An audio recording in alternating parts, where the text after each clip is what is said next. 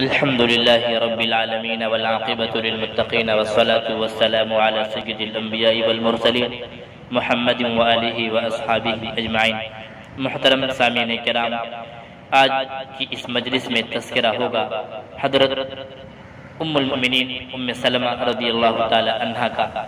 حضرت ام سلمہ رضی اللہ عنہا، آپ کو کیا خبر کہ حضرت ام سلمہ رضی اللہ تعالی عنہا کون ہے؟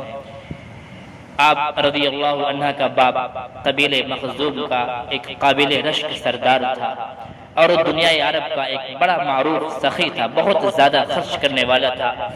لوگ اسے مسافروں کا زاد راہ سمجھا کرتے تھے، کیونکہ قافلے جب اس کے گھر کی طرف سے روانہ ہوتے یا اس کی رفاقت اور اس کے ساتھ میں سفر کرتے تو اپنے ساتھ زاد راہ لے کر نہ جاتے، اس لیے کہ سب کے اخراجات اور خرچ یہ خود برداشت کیا کرتے تھے۔ حضرت ام سلمہ رضی اللہ عنہ کے خاوند عبداللہ رضی اللہ عنہ بن عبد الاسد کا شمار ان 10 صحابہ کرام رضی اللہ عنہم میں ہوتا تھا جو سب سے پہلے مسلمان ہوئے۔ ان سے پہلے صرف حضرت ابوبکر صدیق رضی اللہ تعالیٰ عنہ اور چند دوسرے صحابہ کرام رضی اللہ عنہم مسلمان ہوئے تھے۔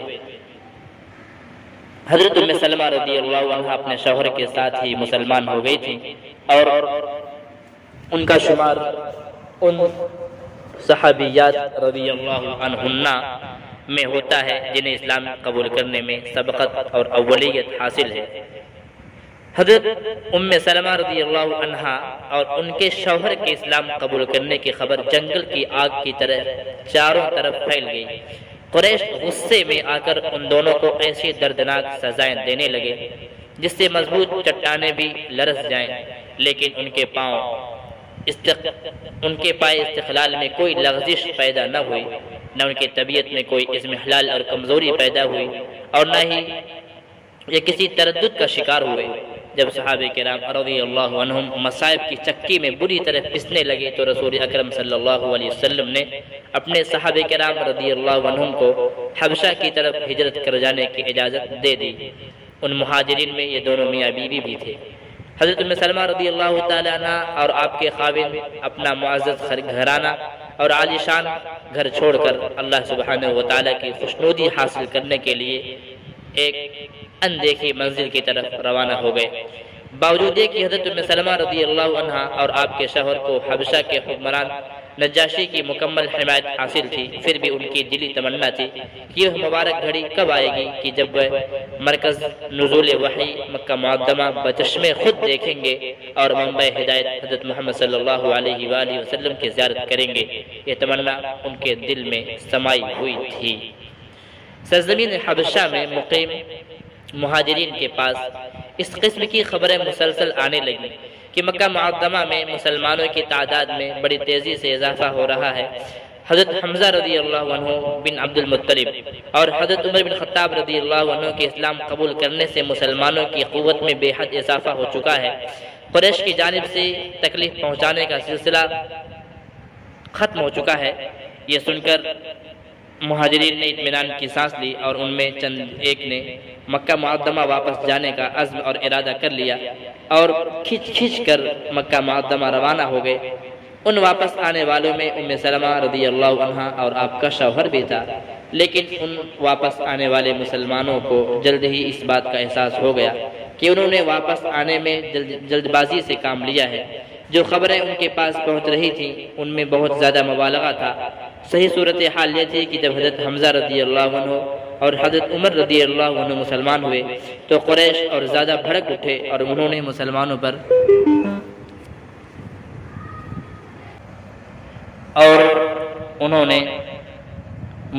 پر مزید ظلم ڈھانا شروع کر دیا، جس سے مسلمانوں کی مشکلات میں بے پناہ اضافہ ہو گیا۔ مشرکین نے مکہ مکرمہ میں آباد مسلمانوں کو ایسی دردناک سزائیں دی جن کی مثال نہیں ملتی۔ اس اندوہناک صورتحال کو دیکھ کر رسول اکرم صلی اللہ علیہ وآلہ وسلم نے اپنے جانثار صحابہ کرام رضی اللہ عنہم کو مدینہ منورہ ہجرت کر جانے کا حکم دیا تو مہاجرین کے پہلے قافلے میں حضرت ام سلمہ رضی اللہ تعالی عنہا اور آپ کے شوہر نے شمولیت کا ارادہ کیا، لیکن اس دفعہ حضرت ام سلمہ رضی اللہ تعالی عنہا اور آپ کے شوہر کا مکہ سے ہجرت کرنا اتنا آسان نہ تھا، اس دفعہ انہیں انتہائی مشکلات کا سامنا کرنا پڑا۔ ہم یہاں مشکلات کی یہ کہانی حضرت ام سلمہ رضی اللہ تعالی عنہ کی زبانی آپ کو بتائیں گے، اس لیے کہ جس طرح اپنی آپ بیتی وہ خود عمدہ پیرائے میں بیان کر سکتی ہیں، کوئی دوسرا اتنے اچھے اسلوب میں اسے بیان نہیں کر سکتا۔ حضرت ام سلمہ رضی اللہ عنہ فرماتی ہیں، جب حضرت ابو سلمہ رضی اللہ تعالی عنہ نے مدینہ ہجرت کر جانے کا عزم کر لیا تو انہوں نے مجھے ایک اونٹ پر سوار کیا۔ میرا ننھا بیٹا سلمہ میری گود میں تھا۔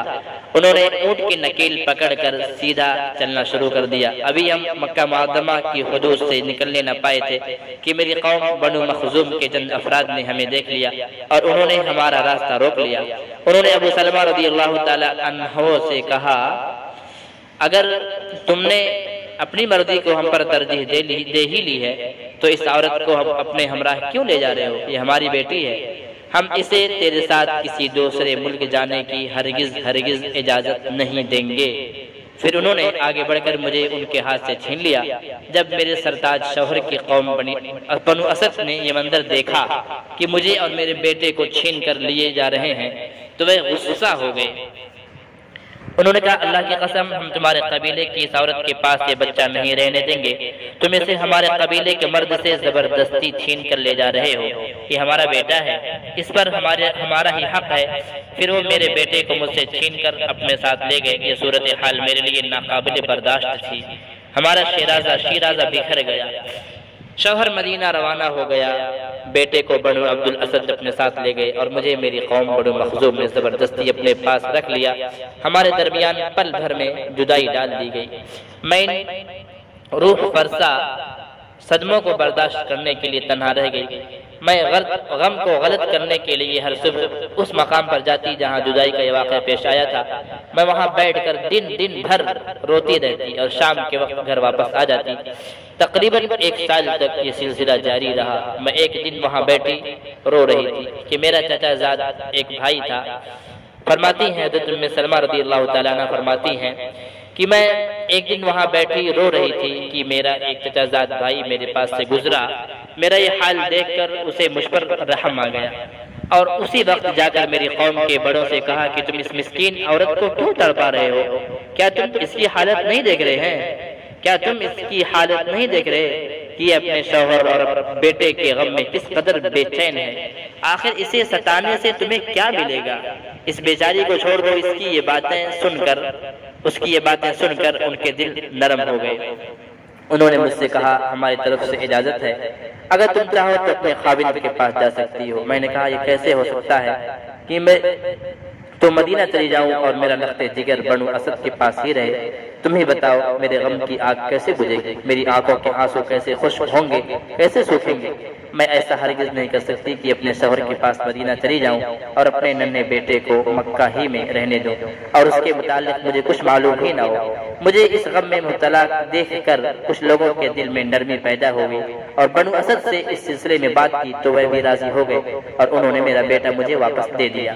میں نے سوچا کہ اب مجھے فوراً یہاں سے نکل جانا چاہیے کہ کہیں کوئی اور رکاوٹ پیدا نہ ہو جائے۔ میں نے جلدی تیاری کی، بیٹا گود میں لیا، اونٹ پر سوار ہوئی اور سوئے مدینہ کی طرف اکیلے چل پڑی۔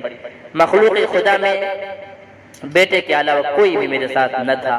جب میں مقام تنعیم پر پہنچی تو وہاں عثمان بن طلحہ ملے۔ انہوں نے کہا، اے زاد مسافر حضرت ام سلمہ رضی اللہ تعالی عنہ کے والد کا لقب تھا، اے زاد مسافر کی بیٹی، کہاں جا رہی ہو؟ میں نے کہا، مدینہ منورہ اپنے خاوند کے پاس جا رہی ہوں۔ انہوں نے کہا، کیا اس سفر میں تمہارے ساتھ کوئی نہیں؟ میں نے کہا، خدا کی قسم، میرے ساتھ اللہ تعالیٰ کے سوا کوئی نہیں۔ اللہ اکبر! کیا ایمان تھا، کیسا جذبہ تھا! کیا کہہ رہے ہیں کہ میرے ساتھ صرف اللہ ہے۔ اللہ کی قسم، اب میں تمہیں مدینہ پہنچا کر واپس آؤں گا۔ پھر اس نے اونٹ کی نکیل پکڑی اور آگے چل دیے۔ اللہ کی قسم، میں نے عرب میں اس سے زیادہ نیک دل انسان اور شریف انسان نہیں دیکھا۔ جب یہ ایک منزل طے کر لیتے تو میرے اونٹ کو بٹھا دیتے، پھر دور ہٹ جاتے۔ جب میں نیچے اتر جاتی تو وہ اونٹ پر سے ہودج اتار دیتے اور اسے کسی درخت کے ساتھ باندھ دیتے، پھر وہ خود کسی دوسرے درخت کے سائے میں جا کر لیٹ جاتے۔ جب روانگی کا وقت ہوتا تو وہ میرے اونٹ کو تیار کر کے میرے پاس لے آتے۔ جب میں اونٹ پر سوار ہو جاتی تو وہ اس کی نکیل پکڑ کر چل دیتے۔ حضرت ام سلمہ رضی اللہ تعالیٰ عنہ خود گواہی دیتی ہیں کہ پوری زندگی میں نے عثمان بن طلحہ رضی اللہ تعالیٰ عنہ جیسا شریف انسان کسی کو نہیں دیکھا، اور میں نے سنا ہے کہ وہ اس طرح چلتے تھے جیسے وہ اندھے ہیں اور انہیں کوئی دیکھ بھی نہیں رہا ہے اور وہ بھی کسی کو دیکھ نہیں رہے ہیں۔ اللہ کی قسم، اب میں تمہیں مدینہ پہنچا کر واپس آؤں گا۔ پھر اس نے اونٹ کی نکیل پکڑی اور آگے چل دیے۔ وہ ہر روز اسی طرح میرے ساتھ حسن سلوک سے پیش آتے، یہاں تک کہ ہم مدینہ منورہ پہنچ گئے۔ جب بنو عمرو بن عوف کی بستی نظر آئی تو انہوں نے مجھے کہا آپ کا خاوند اس بستی میں مقیم ہے، یہیں پر ٹھہرا ہوا ہے، اللہ تعالیٰ کی برکت سے اس میں چلی جائیے، یہ کہا اور ہمیں وہاں چھوڑ کر مکہ معظمہ واپس لوٹ گئے۔ اب دیکھو عثمان بن طلحہ رضی اللہ تعالی عنہ نے اس خاتون ام سلمہ رضی اللہ تعالی عنہ کو دیکھا تو یہ عورت ذات ہے، کہیں پریشان نہ ہو جائے، راستہ بتانے کے لیے کس قدر اتنا لمبا سفر کیا کہ عورت ذات کہیں پریشان نہ ہو جائے۔ آج ہمارا بھی کتنا گیا گزرا دور ہے، ہم سے کوئی راستہ معلوم کرتا ہے تو ہاتھ ہلاتے ہیں اور اشارہ کرتے ہیں کہ یوں جائیے، مطلب دیکھیے کیسا گیا گزرا دور ہے کہ ہم کسی مسافر کو بھٹکے ہوئے کو راستہ بھی بتانا گوارا نہیں کرتے۔ اللہ کی پناہ۔ یہ منتشر گھرانہ بڑی طویل جدائی کے بعد پھر اللہ تعالیٰ کے فضل و کرم سے اکٹھا ہو گیا۔ اپنے خاوند کو دیکھ کر حضرت ام سلمہ رضی اللہ عنہ کی آنکھیں ٹھنڈی ہو گئی۔ حضرت ابو سلمہ رضی اللہ تعالی عنہ نے اپنی بیوی اور بیٹے کو صحیح سلامت دیکھ کر سکھ کا سانس لیا اور انتہائی مسرت اور خوشی کا اظہار فرمایا۔ پھر بے شمار واقعات پلک جھپکنے میں گزرنے لگے۔ غزوہ بدر میں حضرت ابو سلمہ رضی اللہ تعالی عنہ شریک ہوئے اور دیگر مسلمانوں کے ساتھ بڑی واضح کامیابی حاصل کر کے واپس لوٹے۔ غزوہ بدر کے بعد غزوہ احد میں شرکت کی اور اس میں پیش آنے والے مشکل حالات و مصائب کا سامنا کیا۔ اس آزمائش میں بھی توفیق الہی سے پورے اترے، لیکن اس معرکے میں انہیں ایک گہرا زخم لگا۔ علاج کرنے سے بظاہر تو وہ مندمل ہو گیا، لیکن اندر سے زخم کچا رہ گیا تھا۔ تھوڑے عرصے بعد وہ زخم دوبارہ تازہ ہو گیا اور حضرت ابو سلمہ رضی اللہ تعالیٰ عنہ شدید تکلیف میں مبتلا ہو کر صاحب فراش ہو گئے، بستر پر رہنے لگے۔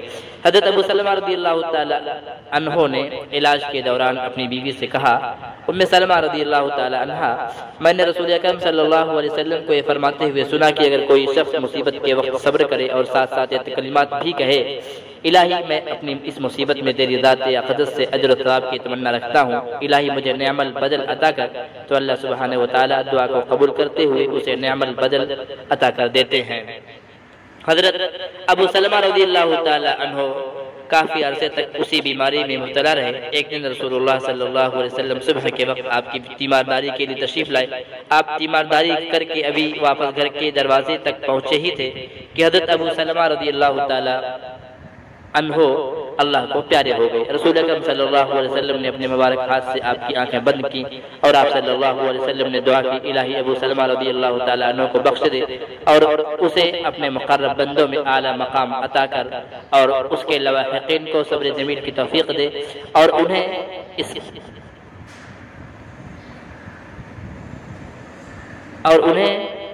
اس کا نعم البدل عطا کر۔ اے پروردگار عالم، اسے اور ہمیں بخش دے، اس کی قبر کو فراخ اور منور فرما۔ اس موقع پر حضرت ام سلمہ رضی اللہ تعالیٰ عنہ کو یہ دعا یاد آئی جو حضرت ام سلمہ رضی اللہ تعالیٰ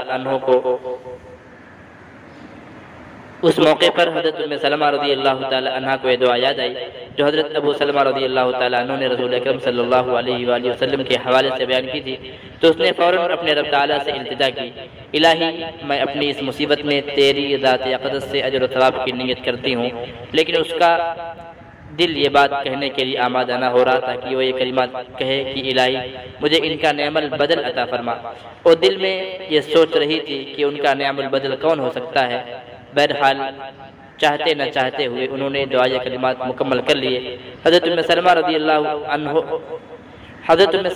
اللہ عنہ کو پیش آنے والے اس حادثے فاجعہ پر مسلمانوں میں غم کی لہر دوڑ گئی۔ اور ہمدردی کے طور پر آپ کو بیوہ عرب کے نام سے یاد کرنے لگے۔ حضرت ابو سلمہ رضی اللہ تعالی عنہ کی وفات کے بعد چھوٹی عمر کی کثیر الاولاد کے علاوہ عزیز و اقارب میں سے کوئی بھی بڑی عمر کا فرد موجود نہ تھا۔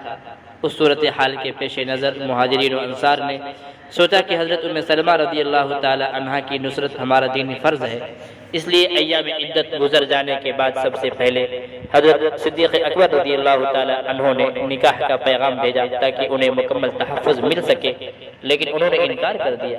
پھر حضرت عمر بن خطاب رضی اللہ تعالی عنہ نے پیشکش کی، وہ بھی آپ نے قبول نہ کی۔ پھر چند دن گزر جانے کے بعد رسول اللہ صلی اللہ علیہ وسلم نے پیشکش کی تاکہ ناتواں اولاد کو مکمل تحفظ مل سکے۔ حضرت ام سلمہ رضی اللہ تعالی عنہا نے عرض کی، یا رسول اللہ صلی اللہ علیہ وسلم، میری 3 معروضات ہیں۔